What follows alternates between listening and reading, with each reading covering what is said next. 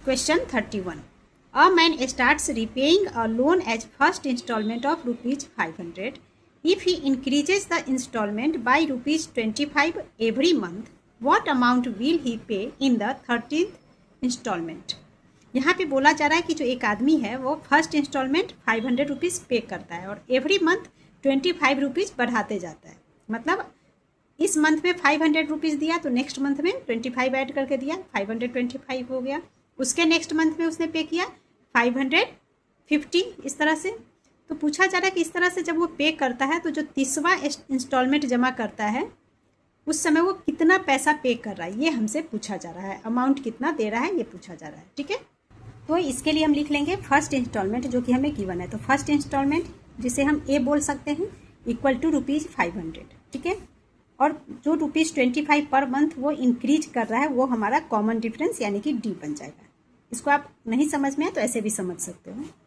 जैसे क्वेश्चन में कहा गया ना, जब फर्स्ट इंस्टॉलमेंट 500 दे रहा है तो 500, इसके बाद ये 25 रुपीज़ बढ़ाकर हर मंथ में पे करता है। तो नेक्स्ट मंथ में 525 हो जाएगा, इसके नेक्स्ट मंथ में 550 हो जाएगा, फिर आगे 25 ऐड करके देगा तो 575।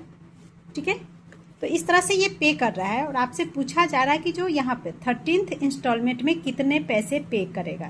ठीक है, तो फर्स्ट A1 हो गया, ये हमारा A2 का टर्म, A3 का टर्म, A4 का टर्म और इस तरह से A30 आपसे पूछा जा रहा है कि यहाँ पर ये कितना पे करेगा। क्लियर? सो हमने 500 यानी कि A1 को ही A लिखा है। सो फर्स्ट इंस्टॉलमेंट A हो गया और सब में 25 का गैप है। सो कॉमन डिफरेंस D यानी कि ₹25। क्लियर?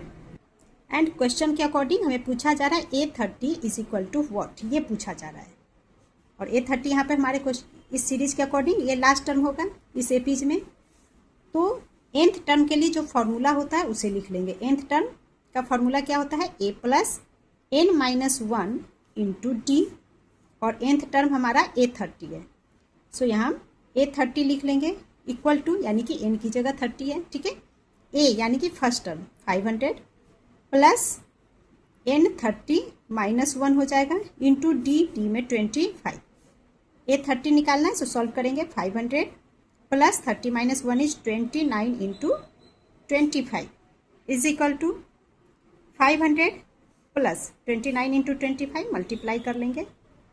ठीक है, तो 25 9 जार 225 होता है। 225 में से 5 लिख लिया, कैरी 22 बच गया। अब 25 इंटू 2 50 इसमें ऐड कर लीजिए, हो गया 2 7, मतलब 725 ये हमारे पास नंबर आ रहे हैं 725। सो 725 दोनों को ऐड करेंगे तो ये हो जाएगा हमारा 25, 7 + 5 12। ठीक है, तो A30 इक्वल टू हो गया 1225 एंड यही हमारा आंसर होगा। सो हम लिख लेंगे he will pay ₹1225 in 13th installment is the answer. Now